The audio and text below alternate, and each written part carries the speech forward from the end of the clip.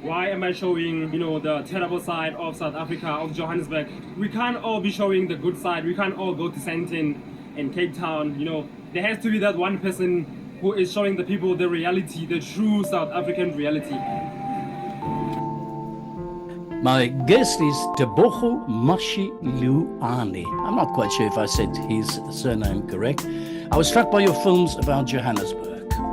And the reason why I was struck by your film about Johannesburg is because I lived in that part of town, Johannesburg, Hillbrow, when I was a young student. Okay. Needless to say, it's a different city today. So I want to talk to you about that. But first and foremost, tell us who you are and tell us how you started your channel and the work that you do. Okay, so my name is Tebogo Mashiloani, as you just said. I'm just a young man from a township in Pretoria called Attridgeville in the west of Pretoria. Yeah, and then just to skip to my love for making content on YouTube, I decided to move away from Pretoria in 2017, I think, because I needed some change in my life, and I felt like Pretoria didn't allow me to have that or experience the change. So I decided to move to Johannesburg, and then when I came here, I was shocked, like, because the people from Pretoria don't normally come to Joburg and vice versa. So when I came here, seeing the city for the first time, I was shocked actually, and that's where I actually developed the love of the CBD. Even though a lot of people will disagree with me, it's a very interesting place. It's just a lot for people to understand, but for me, I've been there so many times to actually understand what is actually going on up there. Yeah, that's the mini introduction I can give about myself. Yeah, that's great. So you actually live in Johannesburg right now as well? Yeah, currently I reside in Johannesburg, in the west of Johannesburg. It's a town called Roodepoort, but I'm sure a lot of people are not familiar with it because it's in the far west. Yeah, but you know the city itself very well, it seems to me. Yeah, in the past 6 years, I have learned Johannesburg in a very fast pace. Yeah. I'm actually surprised at myself for learning it in such a short span of time. I don't think it will come as a surprise to you that when I saw the images of Johannesburg, and I've seen the images before as well, but when I Okay. saw some of the images that you've produced that's out on YouTube, um, it kind of really touched me and it pained me to see the city that was so much part of my youth and the place where I grew up, the place where I sat on a terrace and had coffee, the place where I fell in love for the first time, the place where I was a young man, and to see it so incredibly, in my view of it, devastated and destroyed. Yeah, from your point of view, what I like saying mostly in my comments to the people, especially like your age group, is I think it's a vice versa thing because you guys knew the city as at its best when it was the jewel of South Africa, and then it comes back to us, the generation currently that we're on, and we're like, how? What are they talking about? We've never seen Johannesburg in that manner. So I think that's what causes the confusion around the Johannesburg CBD as a whole. But yeah, I get where you're coming from, and for a lot of people who knew Johannesburg for what it was back then, they Yeah. they they shocked. They're very shocked. Was there a time in which you actually lived in the city as well? No, I actually have never lived in the city. Mhm. I moved straight to Roodepoort because it's not far from the city. It's like a 30-minute drive. So that's what I liked about it. And yeah, but Johannesburg, I just fell in love with it by just visiting it often. Yeah, that's how Mhm. I fell in love with it. Okay, well, that's what I find so interesting and so puzzling, because obviously you've never seen the city as it was in the time that I saw it, and I talk about literally 30 years ago. This is a city of trees and parks. There are 270 of them, ranging up to the 136-acre zoo. In the warm evenings, it's one of the delights to sit in the parks listening to an orchestra while watching the children Yes. play. Back in the apartheid days, it was very much a white city. There were older white people living. I remember grannies, grandfathers that resided in some of the apartments in Hillbrow and the areas around Hillbrow and so on. So it was Hillbrow specifically was kind of partially a student town and partially a town for older retired people. I can vividly remember if you would, I smoked cigarettes as a young man. If you want to pop out of your apartment 1 o'clock, 2 o'clock in the morning, you could go to High Point and feel safe and go and buy your cigarettes or whatever you wanted to do, and trot back to your house again without any fear of anything. That's different now. So what I'm trying to, you said you like the city, you love the city. What is there in your mind to love about the city? Okay, so what is currently happening right now in the city is that it's sort of like divided into, I'd say, 5 sections right now. So you would have a Hillbrow, you would have the inner city, and your barriers and the other sides, which is if you're going to the east, which are in a terrible condition. And then when you go downtown to your Marshalltown, Gandhi Square, those areas are still actually in good condition. They are well taken care of. I think if you do check some of my videos, you will see that there is a video about that. Yeah, when you go to end of Joburg, there is still some beautiful spots out there that unfortunately people don't get to go as further as they can, because what they see is what's in front of them, which is the terrible side of Johannesburg. Let me ask you this question. Would you, if I go to South Africa, if I pack my bags and go back to the country now, and I meet you out there in Ruraput, would you advise me to go to the city? I would encourage you to go to the city. And I do actually see a lot of white people there nowadays. So some guys smoking cigarettes next to the taxi drivers. And what I've seen now is that there's a lot of police visibility, literally on every corner. You will find the Metro Police. And recently they have installed these new officers who patrol not only in the city, but everywhere in South Africa, since there's the crime is getting a bit higher right now. So yeah, I would say you can visit the city right now. But you're not suggesting that I would be safe in the city. If I'm to just walk through the streets, I remember there's one of the images that I saw on one of your videos was an elderly lady walking down this really crowded and packed streets, and she stood out because it was a white lady, and there were thousands and thousands of darker skinned people around her. But it's not about the people; it's about the general kind of atmosphere, the Yes. devastated state in which the roads, the buildings, etc., the dirt, the filth on the streets that stands out most. What do other white people say to you? Would they dare to go into the city by themselves without any protection? I think most they will not even attempt to go there alone. As you're saying right now, the place, the way it looks like, it looks a bit scary for someone who has never been there.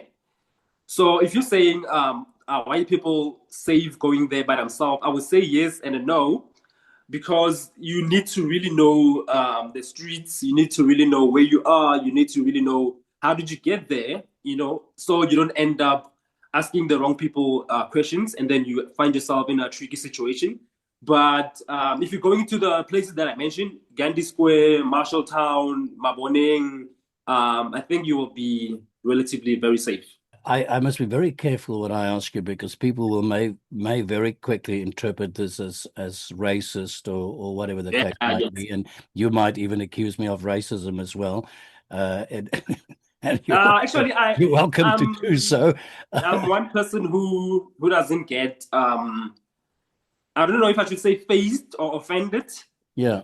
Yeah. So I don't really pay attention a lot on that. Yeah. So don't worry But about it. I don't. I really, I really sincerely do not wish to offend you in any way. But there are questions in my mind, and one of the questions that I cannot help myself asking, it's amazing to me that as a young man, you go into a city, you've never seen it the way it was before, and you feel this is just a normal environment in which you find yourself. Maybe not. I don't think you would use the word normal. I think that's perhaps overstating it. But can you understand somebody like me who had not been there for 30 years being literally shocked by what I see? That it really is a shock. And the question that comes into your mind is just, how the hell did it get so far? I mean, that's a sincere question. That's an honest question. Yeah, it was a it nice is. thing. I'm not, really, I understand a mass migration of people coming into the city, but I asked this to friends of mine here the other day when we talked about it. We looked at these images and we saw it was really watching a horror film. And everybody sort of asked me, but how did the authorities allow that to happen? I think the problem in South Africa is our borders. I think that's the number one problem. And between the two cities, because in Gauteng we have two cities, we have Pretoria and Johannesburg. But Pretoria is way too different to the inner city of Johannesburg. And I think that's because every single person who is coming from our neighboring countries, they literally want to go to Johannesburg. Okay. Yeah. Yeah. So there's nothing else on their minds but to just get to Johannesburg. And what I also think is happening is, if you have a huge influx of people in the inner city alone, I think that overpowers the municipality to actually do what they're supposed to do in terms of, if they are really cleaning up the trash on the streets. Because the city is overcrowded, it looks like they're not really doing anything. So I'd say, and also it affects the sewage systems, the water, the rubbish on the street as well, the decay of the buildings that have been hijacked. And I don't know why they're not doing anything about the hijacked buildings in a fast-paced manner, because if they do it like they do it in Pretoria, where you have the municipality taking over the hijacked buildings and turning them into either student accommodations or apartments for the people who want to live in the city. So with Johannesburg, I see that happening in a very slow manner, if I should put it that way. There is change, but the problem is the main CBD of the city. Yeah, that is the main problem. Yeah, you made a very interesting observation now about people coming in from neighboring countries.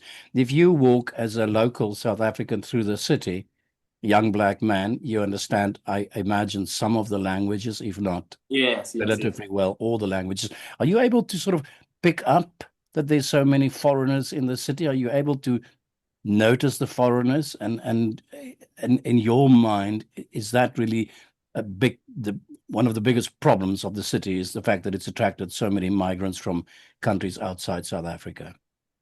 Yes, yeah. In terms of the languages, especially when I'm shooting the videos, when I'm walking, I can hear the different languages that are not from South Africa, and it's a lot of them.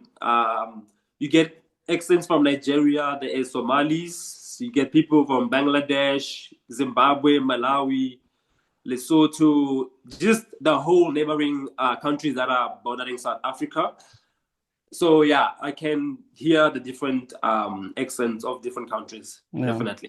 Yeah. And what I'm also finding fascinating is that our perception is really Cape Town, beautiful city, Johannesburg, terribly ugly city.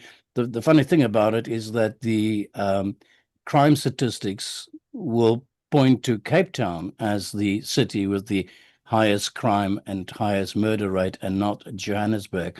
Is that correct? Yeah, that is true, actually. I don't think the city of Johannesburg is as dangerous as it was back in the days when the crime was picking up in the 90s. Cape Town, on the other hand, I think it's the gun violence that is the problem in the Cape Flats. And I don't think it's given much light as it's supposed to, because all the attention is all the way here in Johannesburg on how it's, dangerous. But yeah, Cape Town is actually dangerous. I've heard a lot of people say that it's bad out there. All right, here we go. I'm going to ask you some questions that I really think you're going to interpret as that of a white old man. As I said, you're welcome to that interpretation. I believe that people love the places where they live. We grow up loving our environment and our hometown, and Johannesburg is home to many, many people.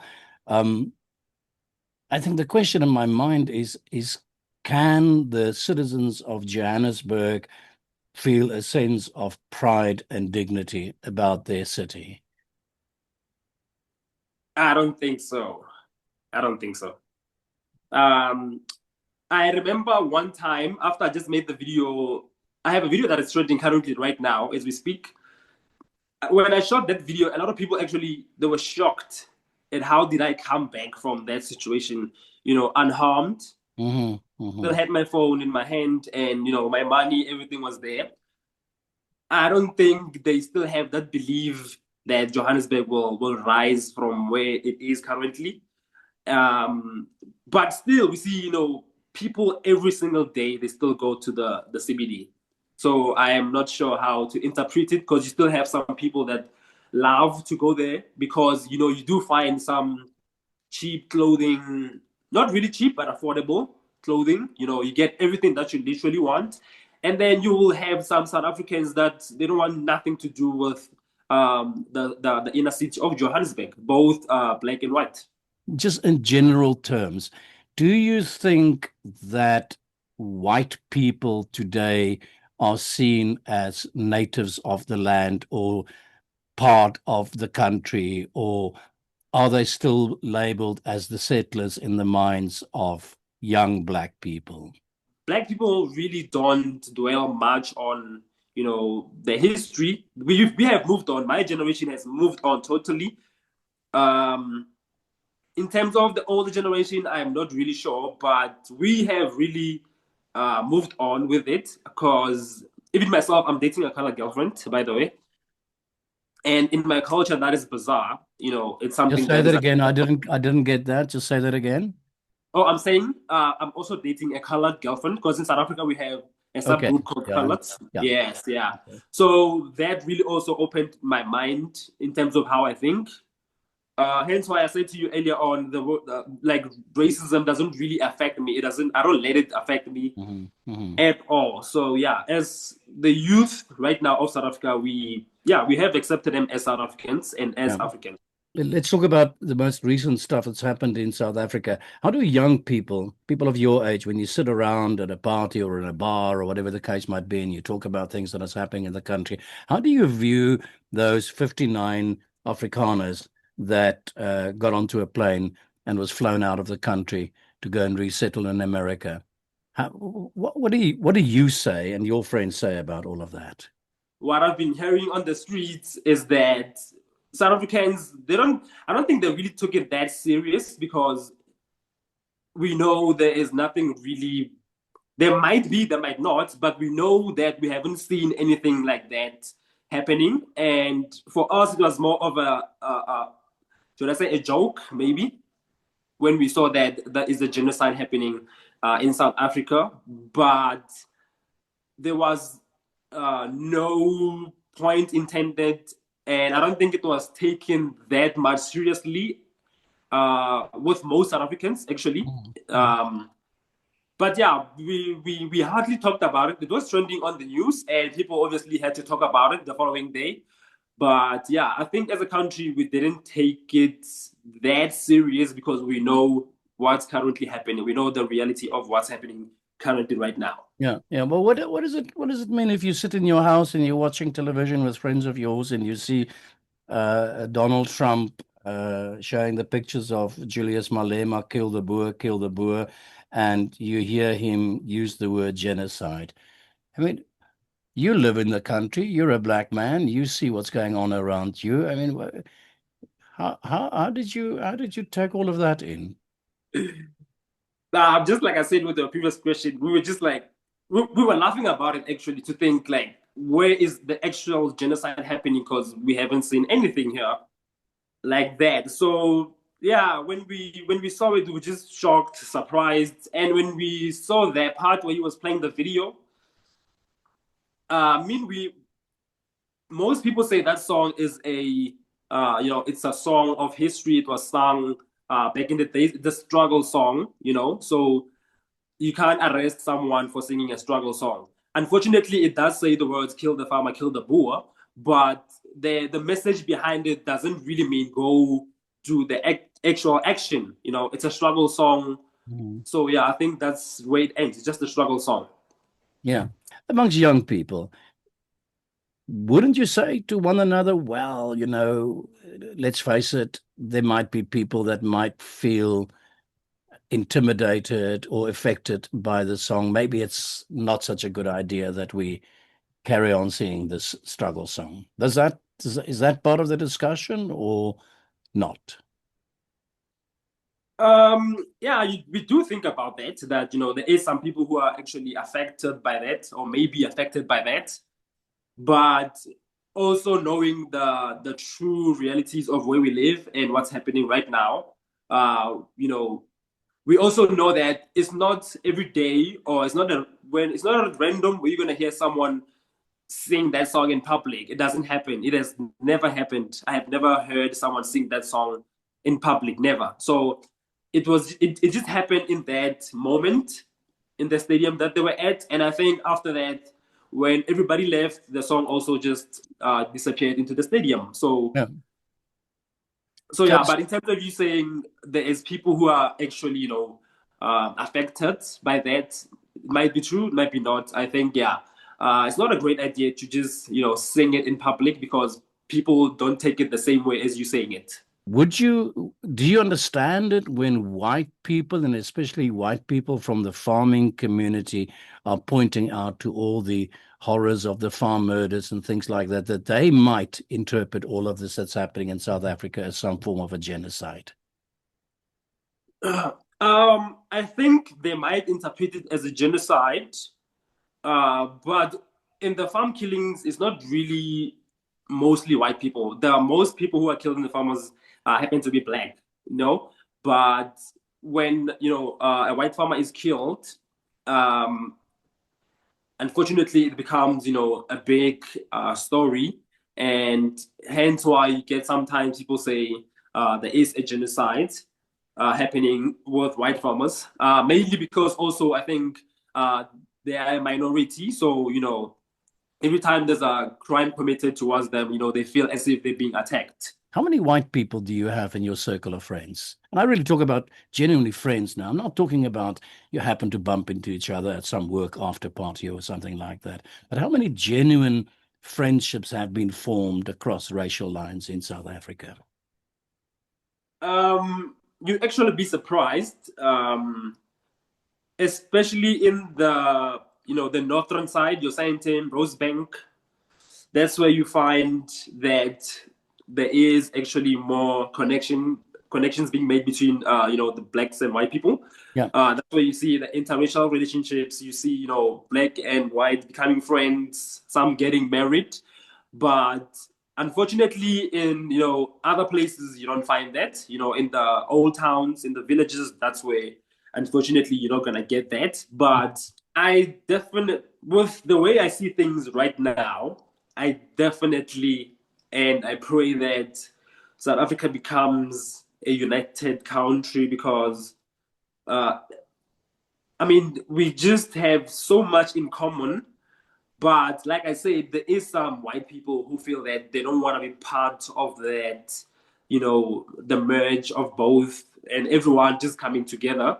Because just to make an example, there's a guy in the Western Cape. I'm not sure if you've heard of it. He's white. I'm not even sure he's South African, who actually wants to have Cape Town to be a independent country. You know, those are some of the people who you can tell that they don't want, you know, that unity between all the people who live in South Africa. But the way I see it, and since I'm traveling to all these places, I see different people, I see, you know, different cultures. I can tell you that we are definitely going towards that unity as a country, because you also get white people who are now speaking Zulu. You know, they're learning other languages. You know, they're not only staying back to English and Afrikaans, they're trying to be, you know, more South African, I should put it that way. Yeah, yeah. And those that use, because what you're saying to me, there are still those that don't want to integrate. Why? Why is that? Why don't they want to integrate? Uh, the way I see it is like, I don't know if people are still holding grudges that there was a government shift, and also that there is just crime happening. There is cities are going deteriorating. There is too many crimes. There is but again, illegal immigrants coming into the country, and so I think they feel as if they've been neglected as white people, if I may put it in that way. So I think maybe that's why they resent, that, because I don't think they see it happening in their point of view. They don't see it happening. So hence why they still wanna, be holding a little bit back. Yeah. We're going to run out of time now anyway, but just one or two last little questions.